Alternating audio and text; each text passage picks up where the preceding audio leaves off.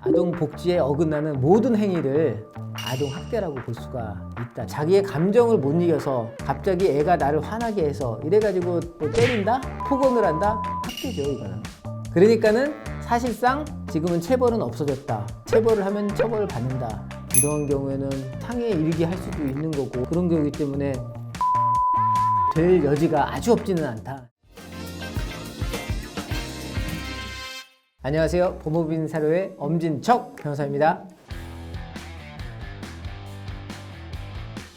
예나 지금이나 아동학대는 일어났을 것으로 보이는데, 예전에는 아동학대로 치부되지 않은 것들이 지금은 아동학대로 되는 것들이 많아서 그런 것 같습니다. 예전에는 먹고 살기 바빠가지고 아버지, 어머니 일 나가시고 어린 자녀들이 하루 종일 집에 방치처럼 되어 있었던 적이 있는데, 예전에는 그것이 저게 무슨 아동학대야 라고는 하지만, 지금은 보호자 없이 아동 혼자 두면은 그게 이제 방치가 돼가지고 그런 것도 좀 있지 않을까. 정도의 차이는 있는데 방치를 넘어서 유기에 이른다면은 아동학대가 될 수가 있는 거죠. 이제 유기에 이르냐, 유기에 이르지 않느냐, 그 정도는 좀 인식 차이는 있는 것 같습니다. 한국도 이제 점점점 선진화가 되기 때문에 아동학대의 범위가 좀 넓어지고, 아동학대에 대해서 조금 더 관심을 갖지 않나. 부모가 자식한테 장난스러운 욕처럼 해도 애들이 받아들이기에 따라서 정서적 학대가 될 수도 있거든요. 이게 아동학대로 될 수도 있다, 이런 얘기죠.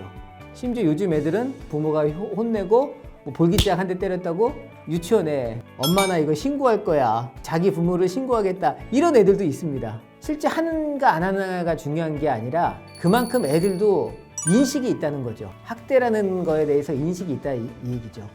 이거는 뭐 법적으로 구분하기보다 이거 교육자분이 정의를 해줘야 될 것 같은데, 훈육이라고 하는 거는 애들이 잘 되라고 하는 거고, 따뜻한 말과 엄중하고 절제된 언어로서 하면 훈육이 될 수 있겠지만은, 거기에다가 체벌을 가한다 이러면은 학대가 될 수 있습니다. 자기의 감정을 못 이겨서 갑자기 애가 나를 화나게 해서 이래가지고 뭐 때린다? 폭언을 한다? 학대죠, 이거는. 훈육의 목적으로 했지만은 법은 객관적으로 나와 있는 게 중요하거든요. 일단 체벌을 했기 때문에 이것은 폭행이 될 수가 있어요. 나는 훈육 목적으로 했다. 근데 훈육 목적으로 했다는 것은 훈육 목적으로 했다는 사람이 밝혀야 되기 때문에 이거는 학대가 될 가능성이 높은 거죠. 입증을 못하면 처벌받는 거예요? 처벌이 되는 거죠. 입증하기가 상당히 어려운 거잖아요. 불가능하다고 봐야죠. 그러니까는 사실상 지금은 체벌은 없어졌다. 체벌을 하면 처벌을 받는다 라고 생각을 하셔야 되는 거죠. 부모도 말로 할 수 있는데 왜 체벌을 합니까? 때려서 좋은 건 없으니까. 이런 경우에는 상해에 이르게 할 수도 있는 거고, 그런 경우이기 때문에 징역까지도 뭐 될 여지가 아주 없지는 않다는 거죠. 애가 나중에 어떤 결과가 나오느냐에 따라서 받을 수가 있고, 그것을 발견했다면은 빨리 신고를 해야죠. 112에 신고를 하던가, 구청에 그 아동학대 전담 처리 부서가 있는 걸로 알고 있는데 거기다가 신고를 하던가 그렇게 하셔야죠. 만약에 억울하다면은 그 증거가 있어야 되거든요. A 말 또는 CCTV가 있다면 그것을 만약에 증거를 제출을 했다면은 사실은 실상이 그렇지 않다는 것을 밝히기 위해서 반대의 증거를 대야 되는 거죠.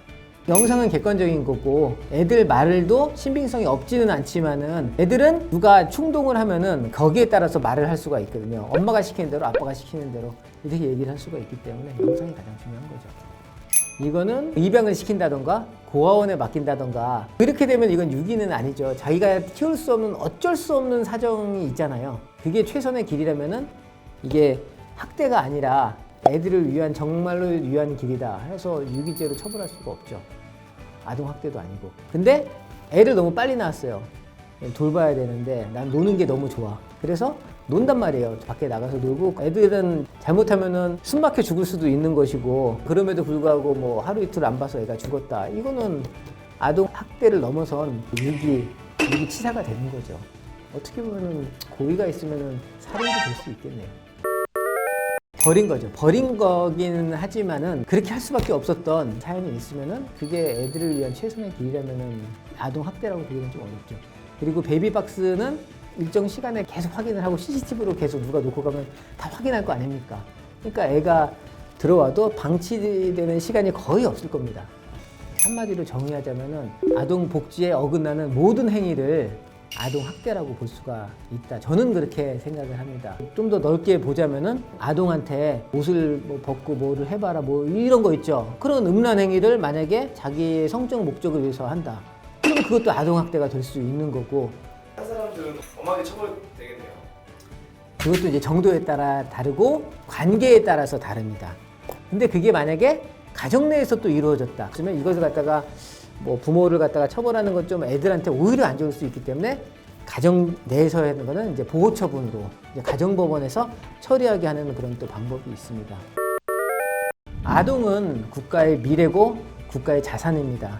아동 때 겪었던 그런 경험들이 자신의 발전과 국가의 미래에 큰 영향을 줍니다. 만약 아동 학대를 주변에서 목격하셨다면 112나 구청에 신고를 부탁드리겠습니다. 이상입니다.